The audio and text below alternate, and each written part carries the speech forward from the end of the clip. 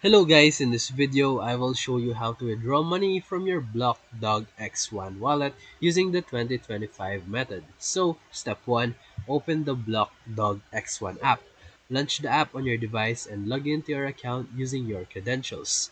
Step 2, go to the wallet section. From your home screen, tap on the wallet tab to view your current balance and available tokens. Step 3, tap on the withdraw button. Select the cryptocurrency or token that you want to withdraw and then tap Withdraw. Step 4. Enter the withdrawal details. Paste the destination wallet address and enter the amount to withdraw.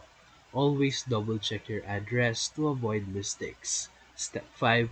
Confirm and authenticate. Tap the next button and then verify the transaction using your preferred method like 2FA or PIN and then confirm the withdrawal. And step 6, wait for connection or network confirmation. The funds will be processed shortly depending on the blockchain congestion. And then you will receive a confirmation once it's sent to your address. That's it. So if this video helped you, feel free to like and subscribe for more quick tutorials, reviews, and comparison videos. Thank you for watching.